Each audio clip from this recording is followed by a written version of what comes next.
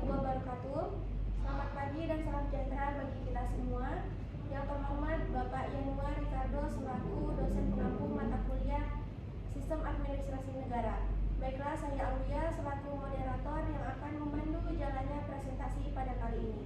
Kami dari kelompok 7 beranggotakan Saya Cinderasi, Saya Dina Halisa, saya Punya Premi. Kami akan membuat tugas video mengenai strategi meningkatkan transparansi dan akuntabilitas. Langsung saja pada agenda yang pertama, yaitu pemaparan materi yang akan disampaikan oleh Saudari Dwi Nur Halisa. Kepada Lisa kami persilakan. Baiklah, terima kasih kepada moderator karena telah memberikan saya kesempatan untuk memaparkan materi presentasi kali ini. Baik, saya akan memaparkan materi presentasi kali ini yang bertemakan Sistem Administrasi Negara Republik Indonesia, Strategi Meningkatkan Transparansi dan Akuntabilitas. Transparansi dan akuntabilitas merupakan dua pilar penting dalam mewujudkan tata kelola yang baik atau good governance. Keduanya berperan untuk memastikan bahwa setiap proses, kebijakan, dan kegiatan yang dilakukan suatu organisasi, baik dari sektor publik maupun swasta, dapat dipertanggungjawabkan secara terbuka. Namun, dalam hal ini ada beberapa tantangan yang harus kita hadapi, seperti minimnya informasi, budaya korupsi, dan lemahnya sistem pengawasan. Oleh karena itu, diperlukannya strategi yang efektif untuk meningkatkan transparansi dan akuntabilitas, sehingga dapat menciptakan kepercayaan publik, efisiensi, dan integritas dalam suatu tata kelola organisasi. Next. Pengertian transparansi dan akuntabilitas. Transparansi adalah keterbukaan dalam menyampaikan informasi yang relevan, akurat, dan dapat diakses oleh semua pihak yang berkepentingan. Akuntabilitas adalah kewajiban individu, pejabat, atau organisasi untuk bertanggung jawab atas tindakan, keputusan, dan hasil yang dicapai kepada pihak yang memiliki kepentingan. Akuntabilitas dapat dibagi menjadi beberapa jenis, seperti akuntabilitas hukum, akuntabilitas finansial, dan akuntabilitas kinerja. Akuntabilitas hukum yaitu tunduk pada aturan hukum dan perundang-undangan. Akuntabilitas finansial yaitu memastikan penggunaan sumber daya keuangan sesuai dengan anggaran dan tujuan. Akuntabilitas kinerja yaitu mempertanggungjawabkan capaian hasil terhadap target yang ditetapkan. Next. Prinsip transparansi dan akuntabilitas.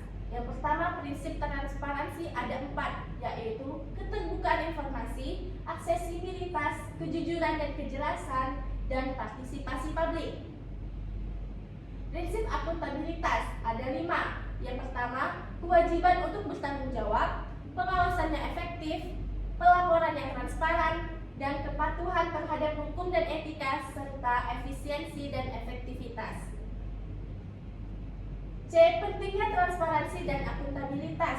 Yang pertama, meningkatkan kepercayaan publik. Kedua, mencegah penyalahgunaan wewenang. Ketiga, meningkatkan efisiensi dan efektivitas. Keempat, memperkuat partisipasi publik. Kelima, mendukung kepatuhan terhadap peraturan. Keenam, meningkatkan kualitas layanan publik.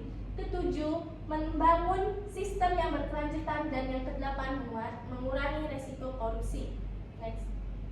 Strategi meningkatkan transparansi dan akuntabilitas. Strategi peningkatan transparansi ada 9. Yang pertama, pemanfaatan teknologi informasi dan komunikasi. Kedua, penerapan kebijakan keterbukaan informasi publik. Ketiga, pelibatan masyarakat. Keempat, transparansi dan laporan keuangan dan kinerja. Kelima, penguatan sistem pengawasan dan pengendalian. Keenam, pendidikan dan pelatihan tentang transparansi. Ketujuh, peningkatan akses terhadap data publik. Kedelapan, penegakan hukum terhadap pelanggaran keterbukaan. Dan yang kesembilan, meningkatkan kendala informasi. Strategi peningkatan akuntabilitas ada 10. Yang pertama, penguatan sistem pengawasan internal dan eksternal. Kedua, pelaporan yang terbuka dan berkala.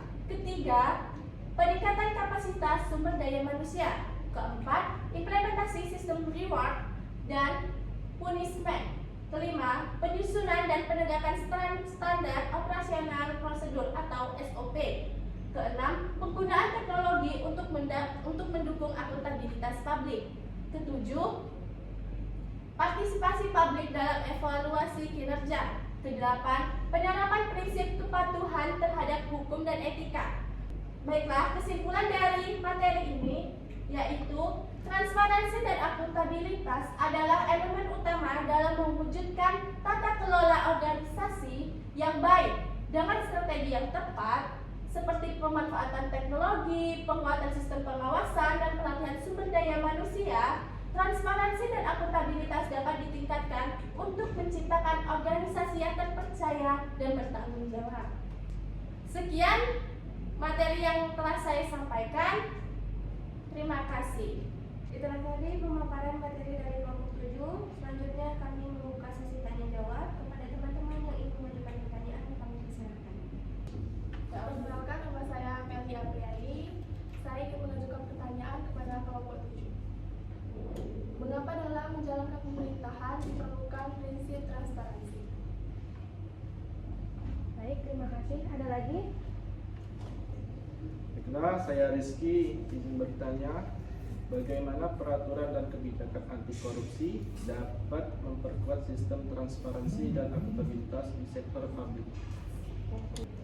Baiklah, saya Cinta Kasih di sini akan menjawab pertanyaan dari Kelly. Mengapa dalam menjalankan pemerintahan diperlukan prinsip transparansi?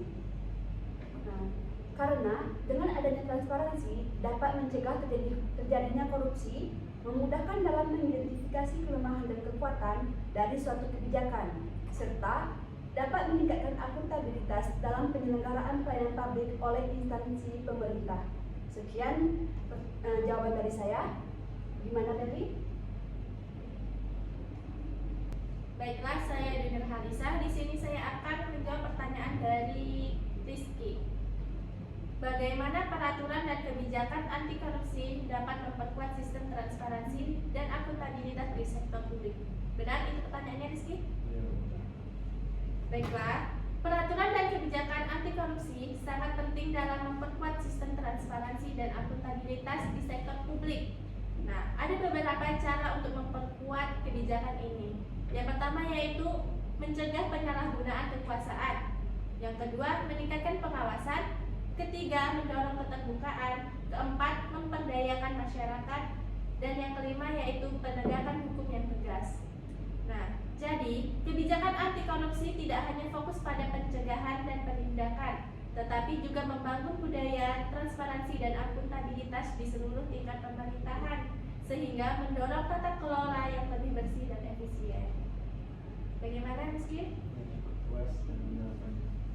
Baiklah, dapat diambil kesimpulan bahwa dengan strategi yang tepat bisa menciptakan organisasi yang bertanggung jawab dan terpercaya.